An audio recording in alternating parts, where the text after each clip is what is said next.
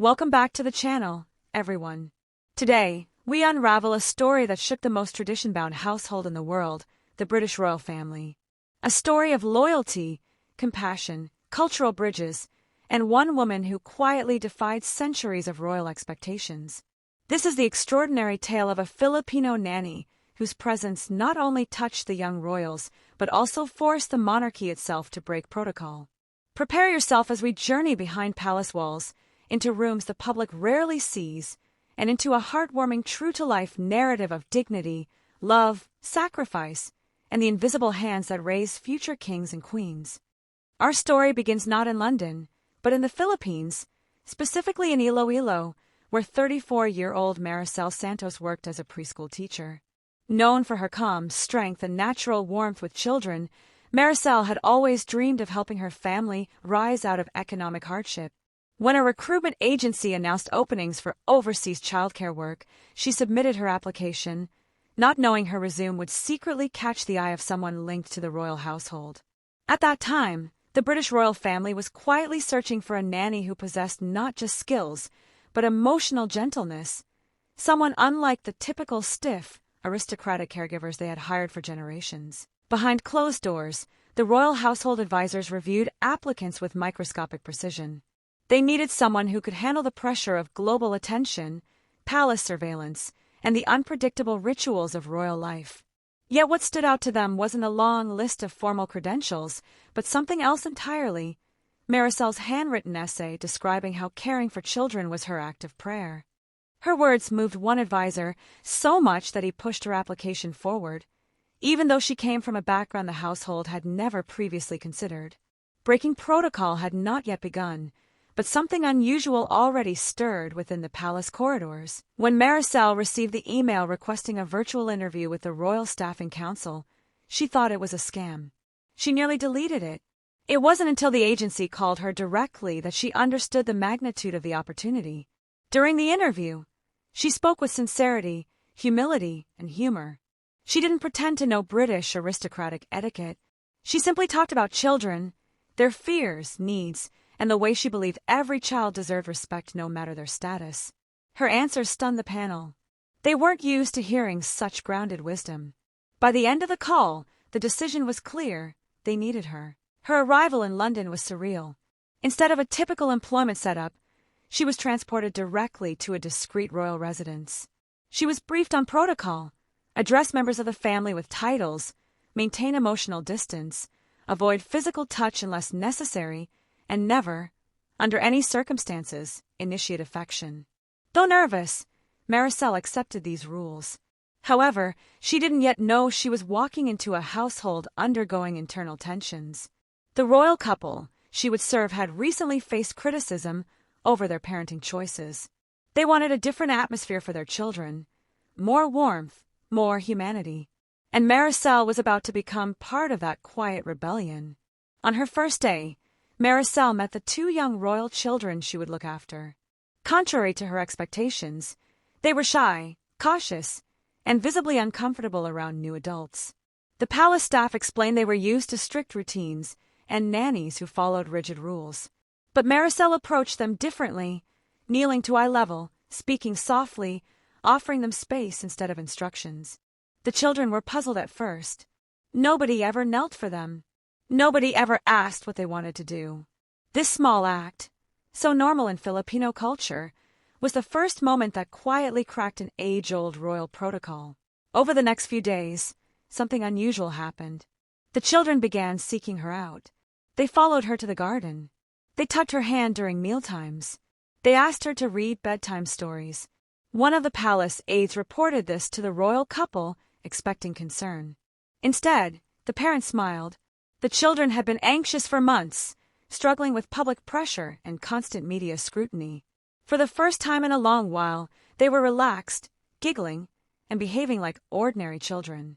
It was Maricel's presence, gentle, nurturing, unforced, that softened the atmosphere of the entire household. However, not everyone was pleased. Some senior staff, trained in decades of aristocratic formality, believed Maricel was too informal, too culturally unfamiliar, too emotionally connected. They argued that a nanny's role was to observe boundaries, not build relationships. They warned the royal couple that allowing her closeness could disrupt tradition. But the royals saw what the children needed. They valued emotional security over tradition. And so, for the first time, they pushed back, choosing to keep Maricel despite internal resistance. This marked the first explicit break from royal protocol, though the world outside remained completely unaware. One evening, during a private family gathering, the youngest royal child stumbled and cried. Instinctively, Maricel lifted the child into her arms, a gesture technically prohibited without permission. The room fell silent. Several staff froze in shock, but the child clung to her tightly, burying their face into her shoulder. Seeing this, the royal mother gently nodded at Maricel, giving silent approval. It was a pivotal moment. The protocol of emotional distance had been shattered in public view within the household. And instead of reprimanding her, the royal family recognized this as a turning point in how they wanted to raise their children. As weeks passed, Maricel's influence grew. She introduced Filipino routines that surprised the staff but delighted the children: soft singing during nap time, playful educational games, and the practice of saying thank you, even to the kitchen staff, gardeners, and cleaners.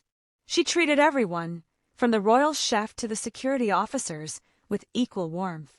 Soon, the children imitated her behavior, greeting workers they had previously ignored. This shocked many palace employees, who weren't accustomed to such informal kindness from young royals. But it earned Maricel respect. Her empathy was becoming part of the royal household's daily rhythm. Despite her growing acceptance, Maricel struggled privately. She missed her family, worried about finances, and felt the pressure of living inside a world so far removed from her own. She spent evenings in her room, praying quietly and writing letters she couldn't immediately send home. She often wondered if she belonged. Yet, every morning, when she saw the children's smiles, her doubts faded. She wasn't just doing a job. She was shaping the emotional foundation of children destined to carry enormous responsibility. And though nobody had publicly acknowledged it yet, many within the palace knew she was becoming indispensable. Then came the incident that truly changed everything. One afternoon, during a public event, the royal children became overwhelmed by the massive crowd. Cameras flashed, reporters shouted, and the youngest child's anxiety escalated.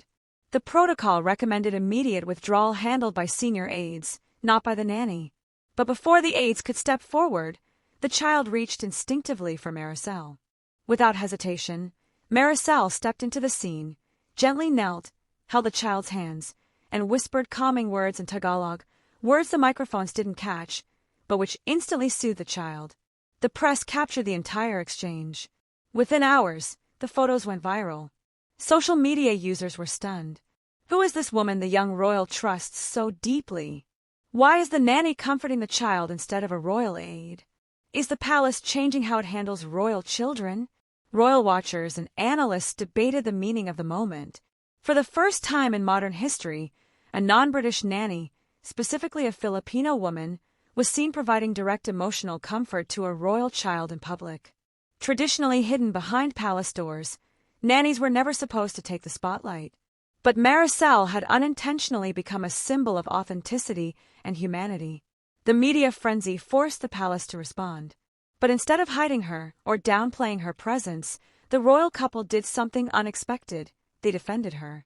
In a rare statement, they emphasized the importance of emotional well-being and acknowledged Maricel as an essential caretaker whose cultural compassion enriched their children's lives. This was unprecedented. No foreign nanny had ever been publicly acknowledged in such a manner. It was a direct break from centuries-long royal convention, signaling a profound shift in how the monarchy wanted to raise its future heirs in a changing world. The statement sparked global admiration. Filipino communities worldwide celebrated, proud to see a Kababayan recognized at such a level.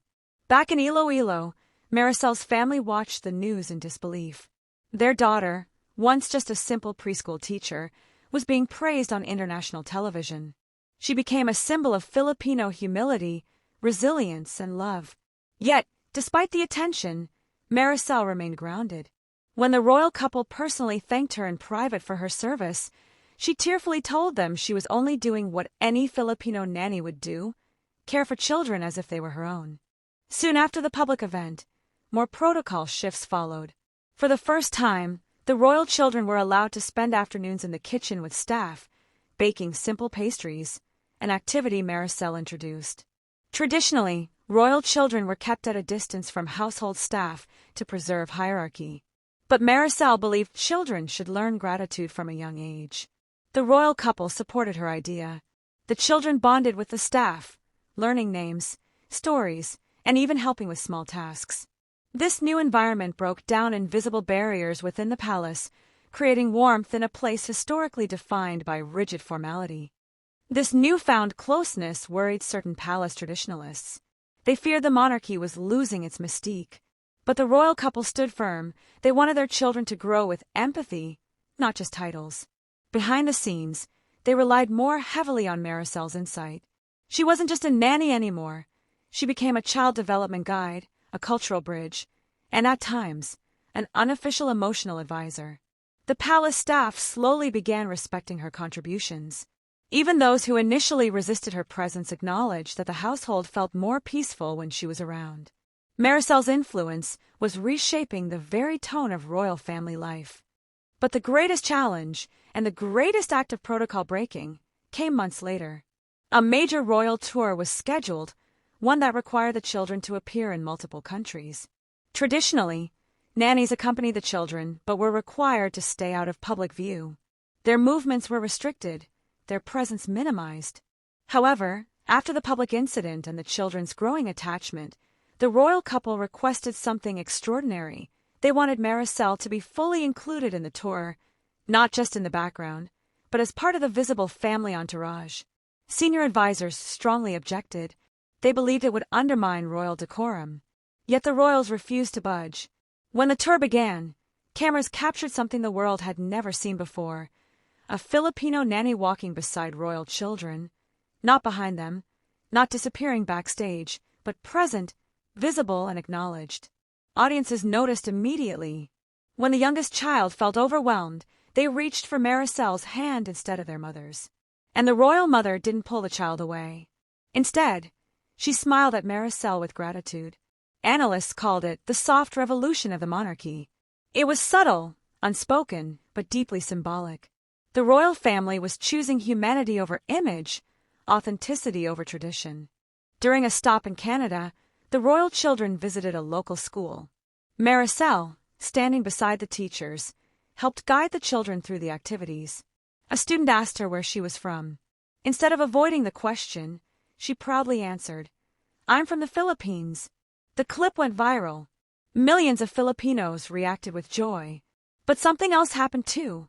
People globally began discussing the importance of immigrant caregivers, the emotional labor they provide, and how often their contributions are overlooked. Maricel unintentionally became a representative of millions of domestic helpers worldwide whose work silently supports families across continents. As global admiration grew, internal pressures intensified. Some royal staff worried that Maricel's popularity overshadowed palace protocols. They feared that giving too much attention to a staff member, especially a foreign one, might disrupt the monarchy's delicate balance. But the royal couple held firm. They understood that Maricel's influence wasn't political, it was human. And in a world growing more cynical about tradition, her presence made the royals more relatable. The monarchy needed that relatability. In many ways, Maricel wasn't weakening them. She was strengthening them, grounding them in values people could emotionally connect with. However, with fame came scrutiny. Tabloids began digging into her past, fabricating stories to create controversy. One outlet falsely claimed she was receiving a royal salary triple the norm. Another insinuated she was overstepping her boundaries, manipulating the royal children for attention. These reports deeply distressed Maricel. She feared losing her job. But when the royal couple learned of her worries, they privately assured her that their trust in her was unwavering. For the first time, they took official action against tabloids on behalf of a staff member, yet another break from tradition that showed how deeply they valued her. Despite the palace's defense, Maricel felt the emotional toll of public scrutiny. She wondered if the royal children would be better off with someone who didn't attract so much attention. One evening, she quietly considered resigning. But when she entered the nursery, she found a handmade card on her bed, drawn by the eldest royal child. It read, "Thank you for helping us feel safe." The childish handwriting, the crooked hearts, and the simple sincerity of the message broke her. She realized the children needed her, not because she was extraordinary, but because she allowed them to be ordinary. Her decision to stay marked a new chapter. She began working not just as a nanny but as an educator, helping develop a holistic routine for the children that included empathy lessons, cultural awareness, and emotional grounding. She introduced Filipino stories, teaching them about kindness, bayanihan, and resilience. She exposed them to Filipino food, which became a favorite during Sunday family dinners. Slowly, Filipino culture became woven into the children's daily lives, influencing their manners, worldview, and expressions of gratitude. For the first time in royal history, a foreign nanny's cultural identity became part of the future royal's upbringing. The palace noticed remarkable changes. The children were more patient, more grounded, more confident. They spoke politely to staff, expressed emotions more openly, and treated people with gentleness. The royal couple attributed much of this to Maricel's upbringing and cultural influence. In private conversations, they repeatedly expressed how grateful they were that she entered their lives. One royal aide later said that the couple believed Maricel had softened the monarchy from the inside, though such words were never officially recorded. But everyone who worked closely with the family could see the truth. Maricel's presence was transformative. Then came the moment the world will never forget: the royal child's birthday portrait. Traditionally, these photos are meticulously staged, with strict rules on who can appear. Yet the photograph released that year shocked the public. It included Maricel, standing behind the child, her hand placed gently but respectfully on the child's shoulder. It was almost unheard of. The monarchy had never allowed a nanny, especially a foreign one, to appear in an official portrait. The image received international praise.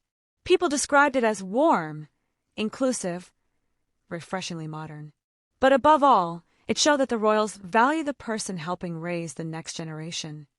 The portrait sparked discussions about evolving royal traditions. Analysts debated whether this marked a permanent shift or a one-time exception. But for the royal couple, the reasoning was simple: they wanted to acknowledge the people who genuinely shaped their children's lives. This was not a political statement. It was an act of honesty. Millions of parents worldwide related to the gesture. Many rely on caregivers, nannies, and educators who become part of the family. For the first time, the British monarchy publicly embraced this universal truth. And Maricel, with her quiet strength, became the face of that message. As years passed, the children grew older, yet their bond with Maricel remained strong. They trusted her not only with their routines, but with their thoughts, fears, and joys. She became a stabilizing force during difficult times, especially when media pressure intensified. She reminded them to breathe, to stay grounded, to remember that their worth wasn't tied to titles. The eldest royal child, aware of their future responsibilities, often confided in her. In turn, she reminded them they were still allowed to be children. No protocol, no public expectation, no palace tradition could erase the humanity she helped cultivate within them. Eventually, the time came for Maricel to make a difficult decision. Her parents back in Iloilo were aging, and she felt the pull of home calling. Though the royal household offered to extend her contract indefinitely, even proposing roles that would elevate her to senior staff status, she felt it was time to return to her roots. With heavy hearts, the royals accepted her decision. They understood her loyalty to family. After all, family was the very value she had helped reinforce in their children. The announcement was kept private. They wanted her departure to be peaceful, away from media frenzy. On her final day, the palace held a small, intimate farewell ceremony. Not flashy, not extravagant, just sincere. Staff members she had influenced lined up to thank her personally. The chef prepared her favorite Filipino dishes. The royal couple presented her with a handwritten letter expressing their lifelong gratitude. But the moment that moved her most was when the children hugged her tightly, crying openly. They didn't care about protocol then. They didn't care about formality. They only knew they were saying goodbye to someone who had given them unconditional love in a world where love was often regulated. As she walked toward the palace gates, preparing to leave, something extraordinary happened, something that broke royal protocol in the most profound way yet. The royal mother, holding the youngest child's hand, followed her outside. Royal family members rarely walk staff to the exit, but they did. Cameras were not allowed, the media wasn't informed. It was a private, heartfelt moment. Before she stepped into the car, the royal mother embraced her and whispered, "You will always have a place in this family." Those words were not symbolic, they were sincere. Maricel left London, knowing she had changed something eternal. Back in Iloilo, Maricel returned to her quiet life, but she was no longer the same person. She carried memories that shaped her deeply, moments of laughter, tears, growth, and cultural exchange. Yet she never boasted about her experiences. She lived humbly, helping children in her community, offering guidance to parents, and supporting young Filipinos preparing to work abroad. Her story spread quietly among neighbors, eventually reaching local journalists. She became a quiet local legend, a symbol of Filipino strength, compassion, and the ability to create change even in the most rigid institutions. Meanwhile, the royal children continued to grow under the values she had helped instill. They became known for their warmth, politeness, and ability to connect with ordinary people. Analysts often wondered why this generation of royals felt so human compared to previous ones. Only a few insiders understood the truth. It was partly because of a Filipino nanny who had shown them what empathy looked like, not through lectures or royal lessons, but through daily, gentle acts of love. Her influence wasn't written in history books, but it lived quietly in their character. Years later, when one of the royal children reached adulthood and gave their first interview, a journalist asked who had the greatest impact on their upbringing besides their parents. The young royal smiled and mentioned, "Someone who taught me how to stay grounded, how to treat people kindly, and how to remember that titles don't make you better than anyone." Though they didn't name her directly, those who knew the family understood. It was Maricel. And with that subtle acknowledgement, the world caught a small glimpse of the woman whose love had shaped a future monarch. Today, the story of Maricel Santos serves as a reminder that the greatest impact often comes from people whose work happens quietly behind the scenes. She wasn't born into royalty, privilege, or wealth. Her power came from compassion, humility, and cultural strength, qualities that transcended borders and protocols. She proved that true influence isn't about position but about heart. And because of her, the British royal family, one of the most tradition-bound institutions in the world, learned to embrace warmth in a new, transformative way. So as we close this documentary, remember this. Sometimes the most remarkable stories are not found in thrones or crowns, but in the hands that cradle the future. A Filipino nanny stepped into a palace governed by centuries of rules, and through authenticity and love, she inspired change that will echo for generations. If you enjoy this story, don't forget to like, subscribe, and join us for more narratives that reveal the hidden human threads behind powerful institutions. This is your channel, where history, heart, and humanity meet. Thanks for watching.